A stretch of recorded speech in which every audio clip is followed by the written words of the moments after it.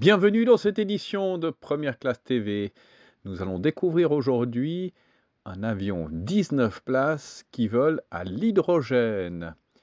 Et nous découvrirons également un nouveau concept d'aile volante appelé à remplacer les jumbo jets. L'aviation du futur, c'est tout de suite sur Première Classe TV.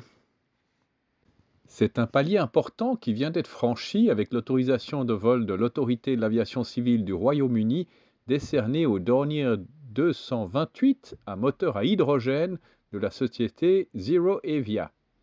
Cette dernière va maintenant pouvoir faire voler son prototype en vue d'une certification de son moteur propre. En mai 2022, la société ZeroAvia, basée en Californie, a lancé un programme d'essai et de démonstration sur un avion de 19 places de type Dornier 228 de sa technologie de propulseur hydrogène. L'objectif étant de tester de nouveaux composants pour les propulseurs électriques à hydrogène et l'obtention d'une certification pour 2024. ZeroAvia travaille sur une configuration de moteur hybride qui intègre à la fois le propulseur hydrogène électrique de la société et un moteur conventionnel dans l'avion. La conversion a duré 4 mois pour préparer l'avion pour les vols d'essai.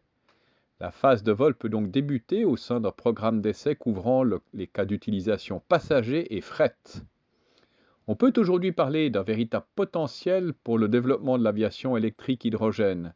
Les travaux en cours à travers le monde chez plusieurs avionneurs avancent à grande vitesse. Cette technologie n'est plus théorique, elle se concrétise de jour en jour. La technologie électrique hydrogène est une solution économiquement viable dans des temps relativement courts. L'automne dernier, ZeroAvia a effectué le premier essai au sol de son programme High Flyer 2 et a testé avec succès le propulseur de 600 kW. Des tests de plus grands propulseurs sont prévus, comme le ZA2000 avec une puissance supérieure à 1,8 MW, qui peut être utilisé sur des avions de 40 à 80 places. Au dernier trimestre 2021, ZeroAvia a conclu des partenariats et des financements avec les compagnies aériennes Alaska et United Airlines pour accélérer le développement de son moteur ZA2000. ZeroAvia est un leader de l'aviation zéro émission, ciblant initialement une autonomie de 800 km pour des avions de 10 à 20 places, utilisés pour le transport commercial de passagers ou de fret.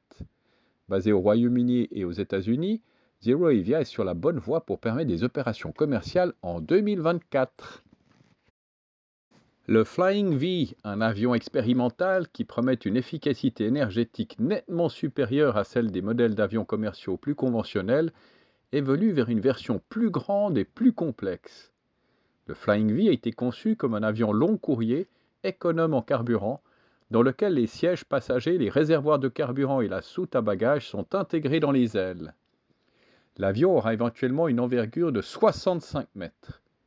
Les recherches démontrent que cette conception inhabituelle permet d'obtenir jusqu'à 20% de rendement énergétique en plus qu'un A350, considéré comme la conception la plus avancée aujourd'hui. Le Flying V pourrait accueillir 315 passagers en 2 classes.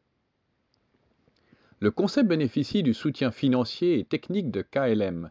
Une maquette à échelle réduite du Flying V a volé 8 fois l'an dernier depuis une base aérienne allemande, avec le soutien d'une équipe d'Airbus, et d'autres vols d'essai sont prévus cette année.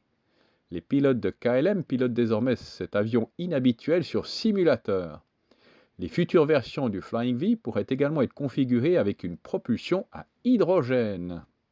C'est ainsi que se termine cette édition de Première Classe TV. N'oubliez pas de cliquer sur j'aime, de vous abonner, de partager ces vidéos. Nous nous retrouvons la semaine prochaine avec le premier vol commercial du Cessna SkyCourier. D'ici là, bon vol à tous!